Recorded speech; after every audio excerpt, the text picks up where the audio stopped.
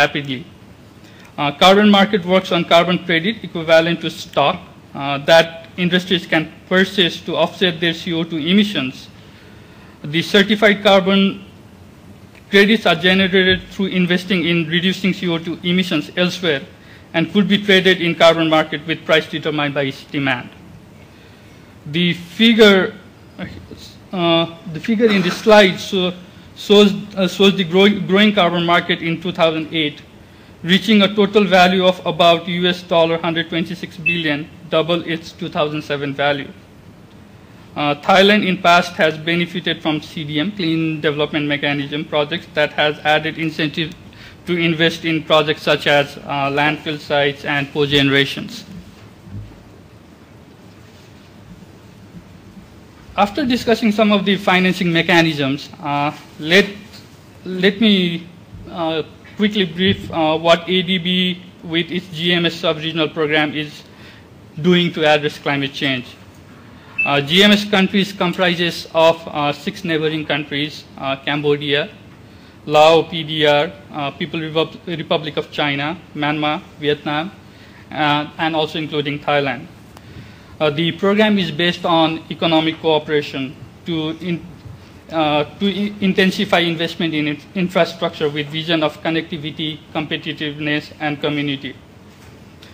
By establishing what they call economic corridor, which basically follows transport corridor. I can't point it from here, but then if you look in the map, there are north-south economic corridor, east-west economic corridors.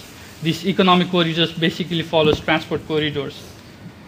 However, increasing investment in these economic corridors, there is a risk of environmental degradation.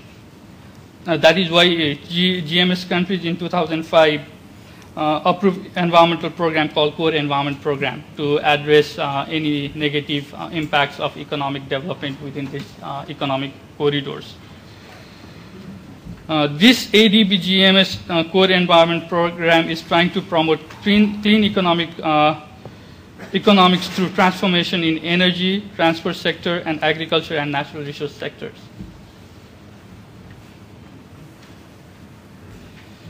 In energy sector, as we have discussed several times this afternoon, one of the best way to reduce CO2 emission to stabilize at 450 ppm scenario is by increasing investment in energy efficiency. ADB CEP BCI is attempting to mainstream environment and climate change in energy planning process. Right now, CEP BCI is supporting Vietnam Power Development Plan by conducting strategic environmental assessment to optimize energy mix and promoting demand-side management and energy efficiency. We are using strategic environmental assessment as a tool to influence energy planning process.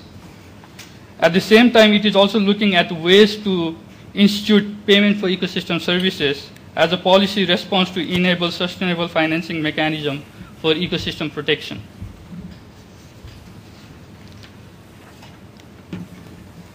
Another sector of CEP BCI engagement is transport. CEP BCI is basically following 3 principles to avoid emissions from transport sector. First is avoid the need to travel transport, shift to more efficient transport mode, and third is improve fuel and vehicle technology efficiencies.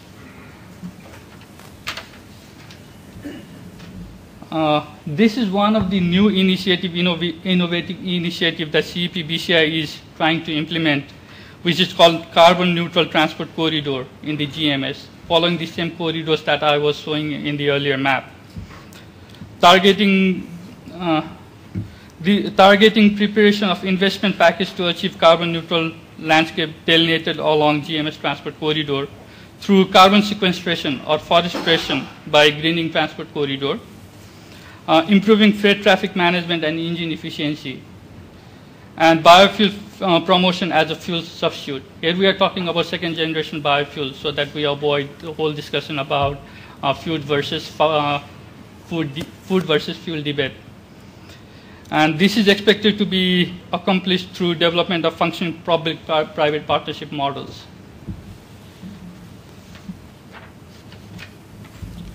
This graph, though we are using old data,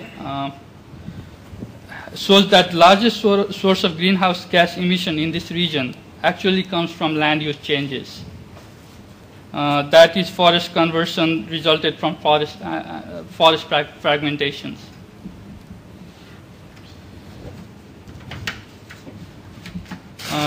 GMS-CEP-BCI is working towards addressing land use conversion by establishing biodiversity conservation corridors, or working on biodiversity conservations. Recently, CEP-BCI supported Department of National Park in Thailand to establish biodiversity conservation corridor in Ratchaburi and Kanchanaburi provinces in Thailand. Now there is attempt to mobilize private sector investment that was 13.7 million in these corridors to create supply chain for biomass renewable energy. Private sector could benefit if pilot project is successful to earn carbon credits from what they are proposing under RED mechanisms, reducing emission from deforestation and degradation. And at the same time, communities will earn from the livelihood improvement and approximately creation of 500 jobs in these sites. At the end, this slide gives a project portfolio of CEP-BCI, which is expected to leverage greater environmental investment in the GMS region. Right now, there is a program we are working on that worth approximately 26 million, and we call it Core Environment Program Biodiversity Conservation Initiative. This is expected to be completed by 2011. And we have initiated preparation for phase 2 program. We are yet to determine the total volume of investments in this program.